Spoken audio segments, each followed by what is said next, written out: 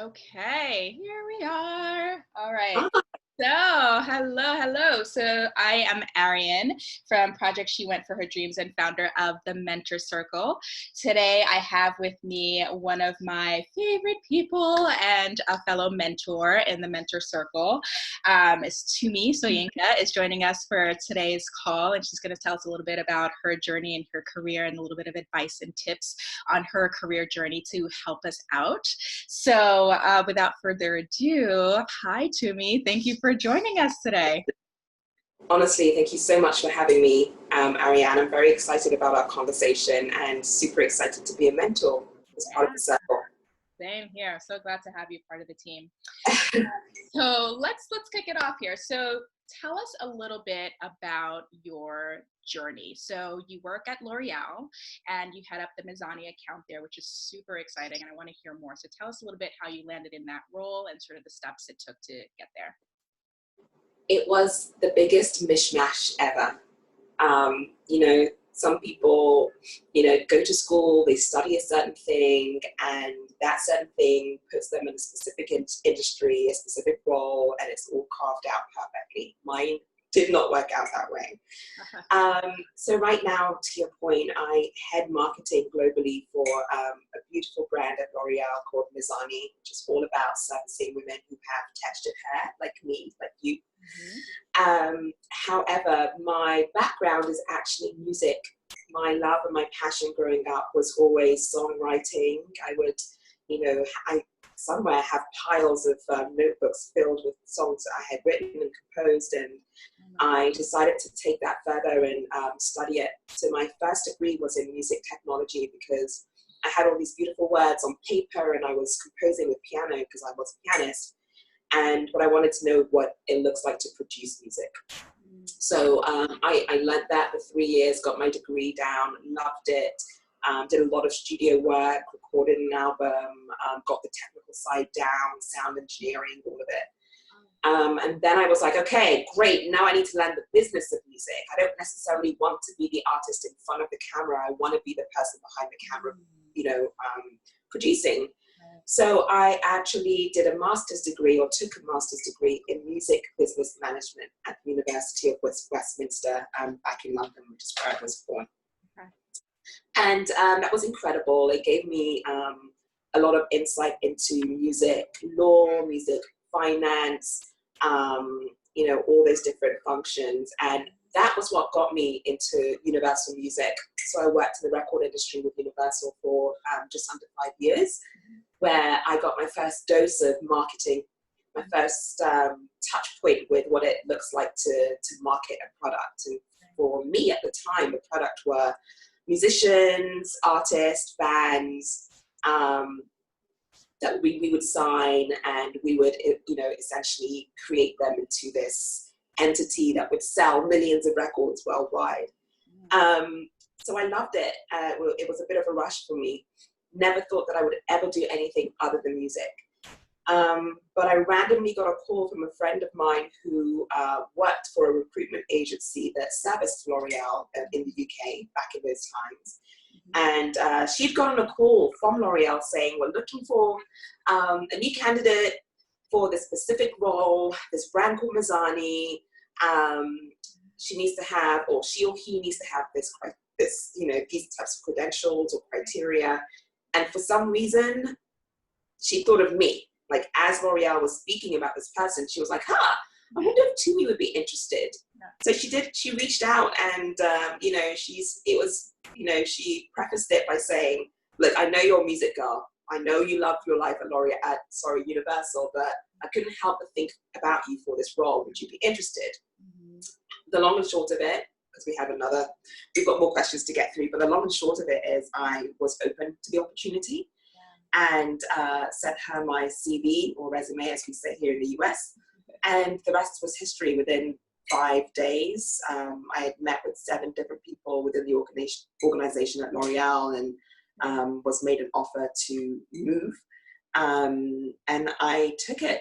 I was scared about it because all I knew was music. I don't have a traditional marketing degree, didn't do an MBA.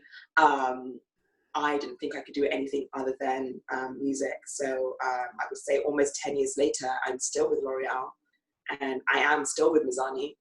There's a reason why, of course.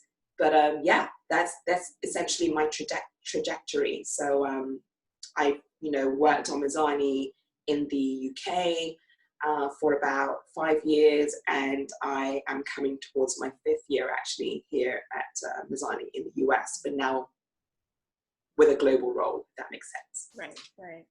I love your story so much because there's so many themes embedded in it, right? So it's sort of charting a course that it's like, okay, music is my thing. I'm going to immerse myself in this world, right? Yeah. And then sort of life hits you with a detour and opens up this opportunity that you hadn't thought of, hadn't planned for, but you were open. You were open to it. And that's singularly all you really needed to take that step forward and be curious, right? And to explore the role. And years and years later, here you are, and it's just something that you never planned for. And I just love that because, oftentimes when we're starting out in our career or we're building our path, we have this plan. It's like, okay, this is how it needs to be. This is what I'm going to do. I'm going to get degreed up, and this is what it's going to look like. And then life is like, oh, no, got other plans for you. You thought you were going that way. Yeah, so we're going to go this way now. But I love that. And I think that's, that openness to being a part of like how the journey opens up for you is part of like how we grow, right? Really expect the best we want out of our career. Exactly. What I love about what you do now is the marketing piece. And I want to talk a little bit about that. So when it comes to marketing and advocating for ourselves, right? And putting ourselves out there and marketing when it comes to marketing ourselves, right? So I'm sure that there's a lot of similarities when you're marketing a brand and you're marketing yourself, right? As a personal brand, right? Can you speak a little bit to, how do we start to kind of think of ourselves as a brand and to put ourselves out there and market ourselves in an impactful and effective way?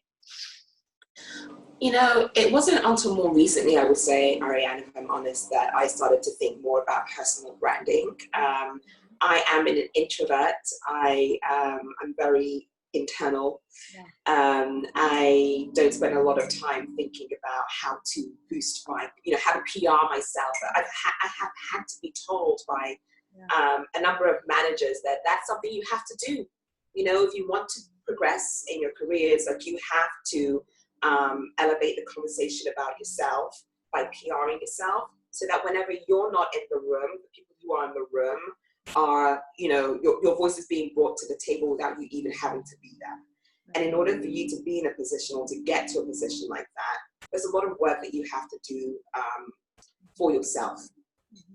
So I think for me, I have more recently in the last, 3-4 years, really kind of started reading a lot more about, self-love, I guess, right? That's the biggest buzzword of the last 2 to 3 years. I almost dislike saying it because it just sounds like a trend, but for want of a better word or phrase, that's where I'm going to go. I think everybody knows what I mean when I say self-love. I think that until, and when I say self-love, I really mean, who am I? What are the things that I resonate with? What are my values? What are my morals? How do I take myself away from my day-to-day job where I am marketing products? And how do I kind of step back and figure out, like, what are the things that are important to me that I want people to know me for? And how do I take that step to, building my brand story around those things? So my biggest advice for people out there and what mentees can definitely expect from me, I hate to jump ahead, because I'm sure we're going to get to that, but it will be this whole conversation around self-worth, self-love, and diving into your own authenticity. Yes. I think the time when I really started to delve into my authenticity was back in the UK. I want to say, gosh, I don't know, 7 years ago, maybe, when I decided to go natural with my hair. And, you know, for some people it sounds very trivial, they don't get it, but there's a lot that goes on mentally. Oh, yes. You know, when you present yourself in a certain way. And I used to always wear the long flowing weaves, makeup, you know, every single day. I'm wearing a little today for you, Ariane, because this is video, so I've made an effort, but I don't on a day-to-day basis. And there was a time when I realized that I don't actually know what my natural hair looks like. Like, it's always been relaxed. It's always been braided up or in a weave or something. And I work for the world's largest beauty company, specifically within textured hair. I can't talk the talk if I'm not walking the walk. So I made the choice to just do the big chop, cut it all off, start from the beginning, and more to educate myself, but also to educate the people around me, because they saw me a specific way, treated me a specific way, probably because of the way that I looked. I, you know, was very tired of disappointed with hearing young women around me, cousins, young ladies who were, you know, trying to develop their professional skill set and their careers, who would come to me and say things like, Tumi, I've got a job interview next week. Should I be relaxing my hair for this interview? Should I get a wig? I'm really afraid that they will not accept me for this role because of my hair. Yeah. That was a thing. I was like, this has to stop. I can't keep walking around looking a certain way. I need to present my natural self. So with that comes confidence. I think with that, for me, came confidence. It gave me the interest and the intrigue and the motivation to stand up to things that were important to me, which was owning my authentic self. I think when I started to do that more, naturally came this whole brand building exercise. You know, people started to see me as someone that was strong, that was confident, that you know, didn't want to blend in with societal norms, for example. It's not like I'm going around doing this. I'm absolutely not. You don't have to walk around doing that to be, you know, to be a confident individual. But I just hope that the way that I present myself, I truly believe that the way that I have held myself and that the way that I kind of hold myself on a day-to-day basis has built my brand story in a way. And I hate to tie it back to looks. I work in beauty, so I do that a lot. But it's more than that when it comes to women of color. Yeah. I love that so much, because I think I'm so glad that you brought that up, especially when it comes to how we present ourselves and being in our bodies and what it means to authentically own the attributes, like our hair, that make us who we are, and to do that unapologetically. And I 1000% agree. When I went through that transition of going natural, it was for the same reasons of just wanting to get to know myself again, my actual hair, and what it does, what does my curl pattern do, how do I now present myself in the world when I'm not relaxing it, when it's not up, when it's not, you know. And so it was almost sort of like a reintroduction to self, right? And then also training the people around you to see you like, this is actually me. I know you were used to that other version of me, and that other version was also you too, but there's a more authentic version that is truly myself, and that's the thing that I want you to get to know, right? Actually communicating that to people. And you know, that kind of brings me to my next question, especially for women of color and Black women in the workplace, right? And navigating that landscape, right? Navigating microaggressions and implied biases and things that oftentimes happen in the workplace, and you know, and managing that and having sort of the responsibility, right? You know, how much of it is our responsibility to train and teach other people, right? You know, and addressing certain insensitive comments that happen. And I think that this is the landscape that we are in right now, you know. And so it is sort of a messy conversation around how to be more diverse and how to be more inclusive and be more representative, you know, in the workplace and things like that. But I'm wondering in your experience, you know, as a woman of color in the office, you know, in the workplace, like how do you learn to navigate, you know, that landscape, and what has sort of worked for you?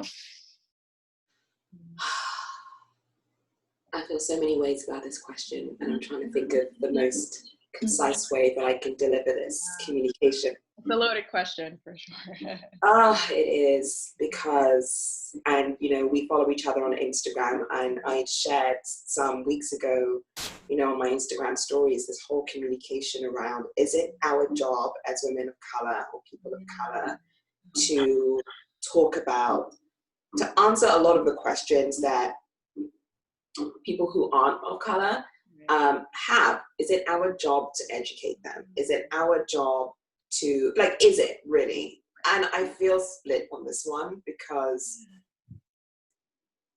in a way I've gotten to a point where I read this book recently called I always get this title mixed up, so I'll have to text it to you afterwards if I mess it up right now, but it's something along the lines of why I no longer talk to white people about race, by Rennie Edo-Lodge. She's a British Black journalist. Incredible book, so thought-provoking and provocative in its title. It's incredible.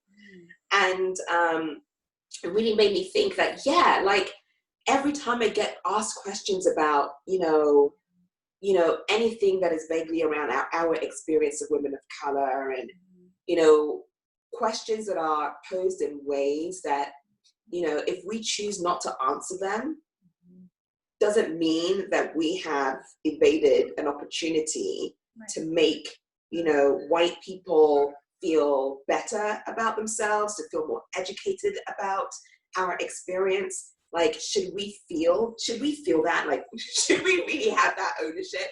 What if I just don't feel like answering that question today because I've answered it 1,000 times? So there's I'm trying to keep it short and sweet, but it's one of those things where I could literally have I could speak about this for hours.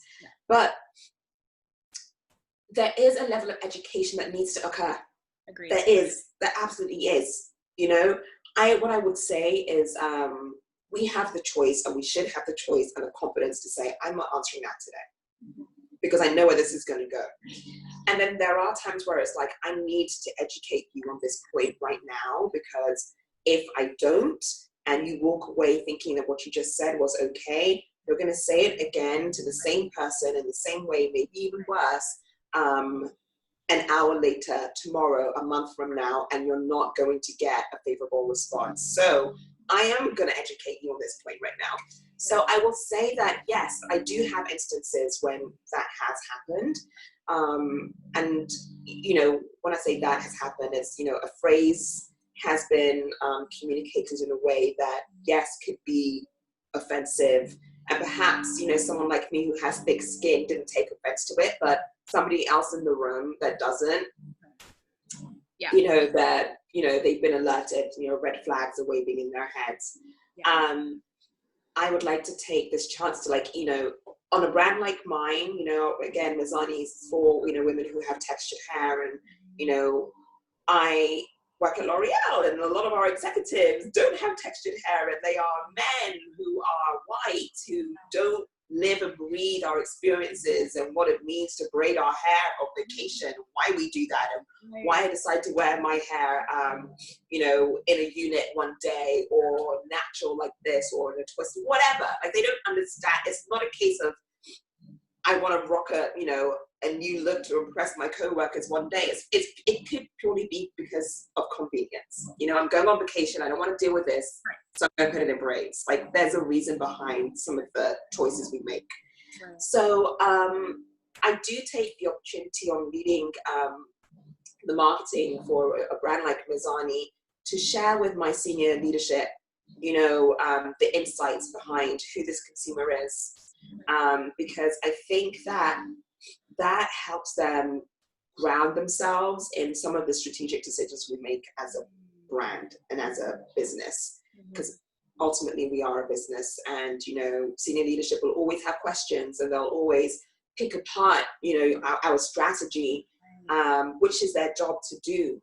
But on a brand like ours, where we service women who look like us, because senior leadership don't look like us, it is my job to put the data in front of them, to have them sit with consumers, to ask them the questions that will help senior leadership understand the decisions we've made as a brand.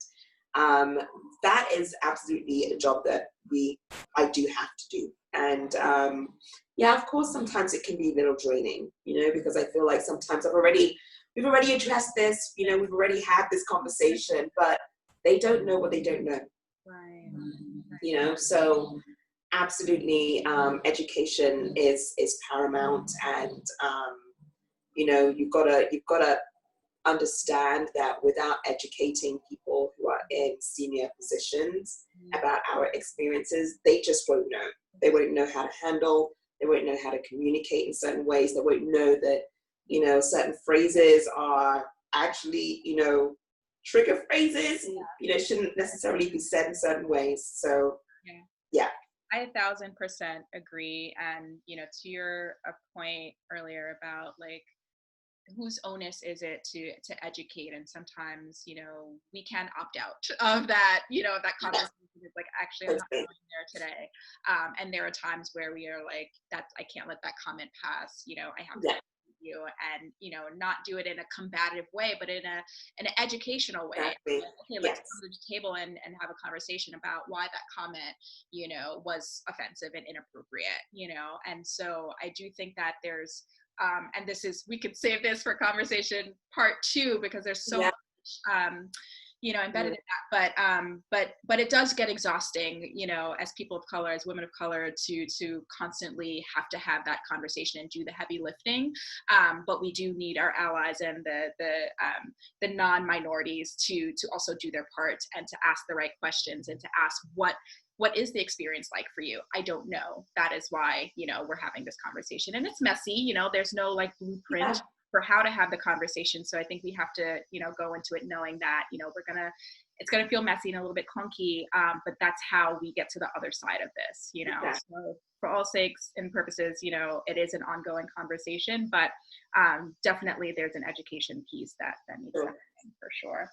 So, which is why, we need mentorship, we need partners, to have these conversations with, and to hold the space, right, to navigate the workplace, and to have strategies and advice on like, how do I do this? How do I show up for this interview? How do I go into the workplace and really represent my brand in a way that feels authentic to me? So having said that, what piece of advice would you give someone coming into your field or coming into their career, that was your best thing that you've learned that you now want to share? Don't be afraid to own your corner, okay?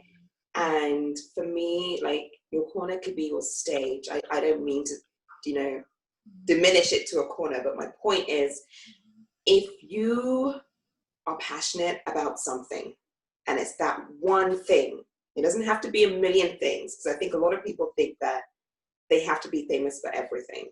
Let me take a step back. Whenever I hire young entrants as, to work within my team, and we have reviews and we discuss their career plans, one of the points that I always bring up is, think about what you want to be famous for.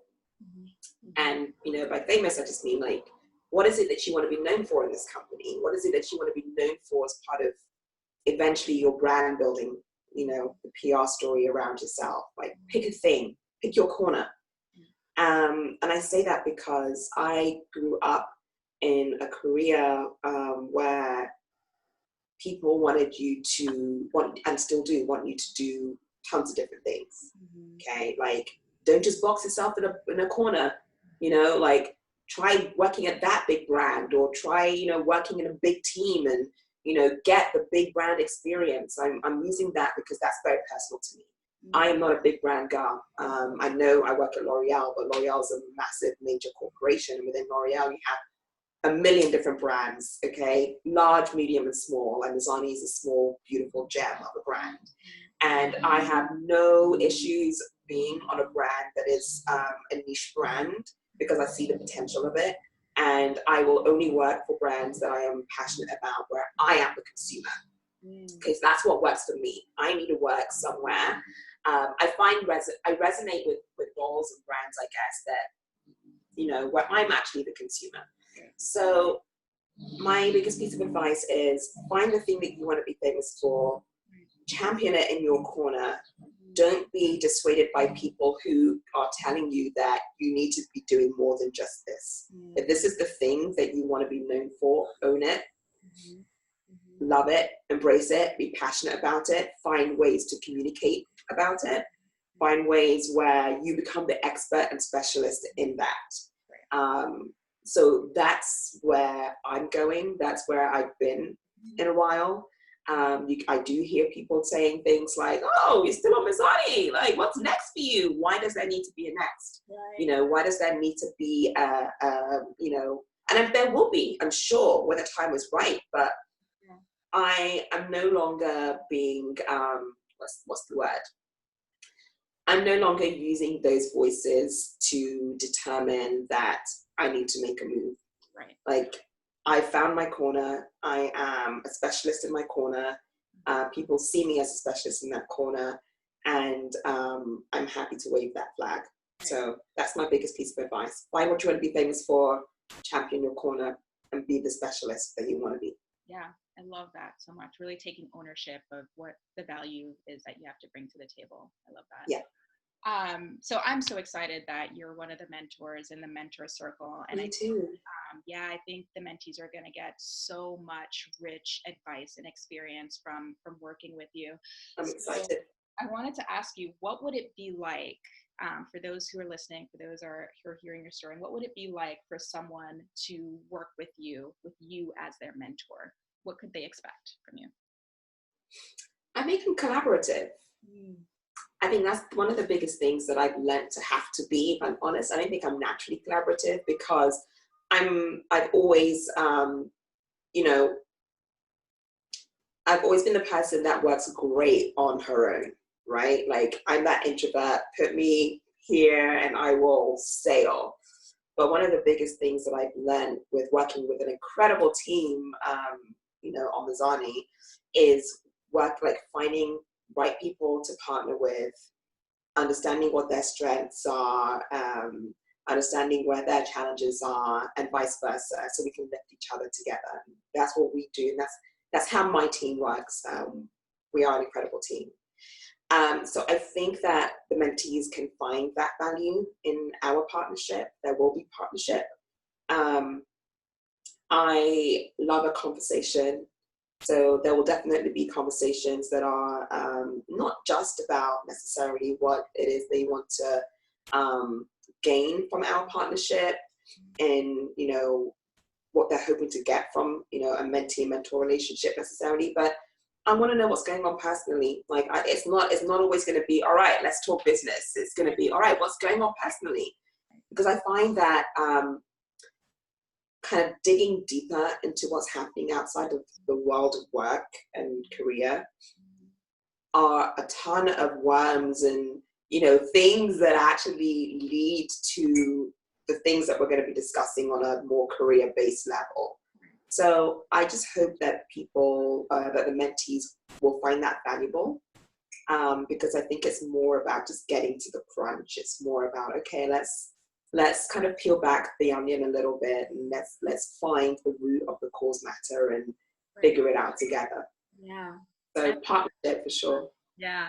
And it is about, it's not just career, it is life, right? Because they're all connected. How you do one thing is how you do everything. And exactly. Want to live like holistic lives, not just be known for our career and professional identity, but who we are at home, who we are, around friends and around our loved ones, and as leaders, in our spaces and in our communities, and really sort of having the consistency across the board and like how you show up. So I love that. Yeah, and I think just to layer on top of that, like, wellness is spirituality. That's a whole thing, and I'm exploring that myself. So, I think that those will be that's another layer or another dimension that I think will probably end up being part of what we talk about, because it all kind of contributes to the identification of who I am and who that the mentee is, and what is it that they're trying, how are they growing in that area of wellness. Like all of that's so important too. So